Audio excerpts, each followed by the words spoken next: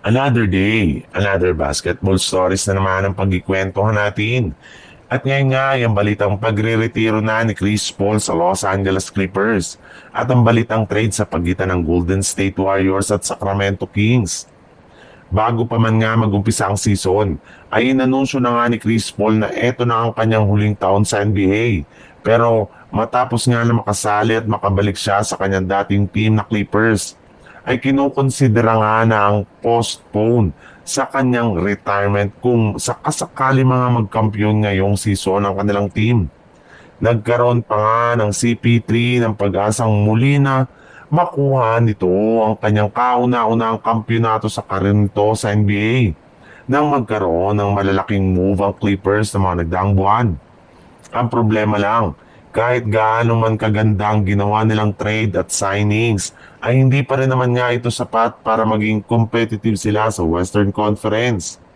Hindi magiging maganda ang umpisa ng kanyang kampanya. Nagsunod-sunod nga ang kanilang pag-struggle at ang kanilang pagkatalo na siyang rason ng pagbagsak ng kanilang record sa 5 wins at 12 losses bilang 12 seeds sa standing ng Western Conference. Ibig sabihin, posible nga na hindi sila makapasok sa playoffs at maging sa play-in tournament kapag nagkataon. Kaya nakapagdesisyon na nga ang kampo ni Chris Paul na imbis na nga na manatili siya sa Clippers ng matagal, ay mas mabuti nga na ituloy na lamang nito ang kanyang pagre-retiro sa NBA. Nagawa nga ng Golden State Warriors na may panalo ang kanilang game kahapon laban sa Utah Jazz.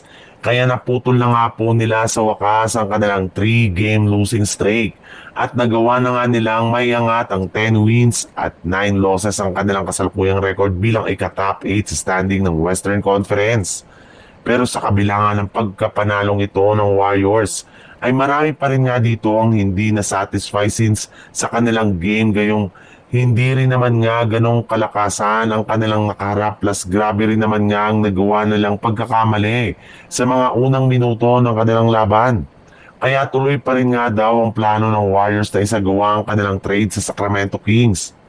Ayon nga sa lumabas na balita, balak na ngang i-offer ng Warriors si Jonathan Kuminga, Moses Moody at Buddy Hield sa Kings para lamang makuha sina Domantas Sabonis at Keon Ellis na siyang pinaniniwalaan ni Mike Dunleavy na magpapalakas ng kanilang lineup especially ng kanilang depensa. Sa ganyang paraan nga ay magkakaroon na sila ng isang legit na defensive player at isang legit na superstar big man na siguradong magpapalakas ng kanilang lineup ngayong season.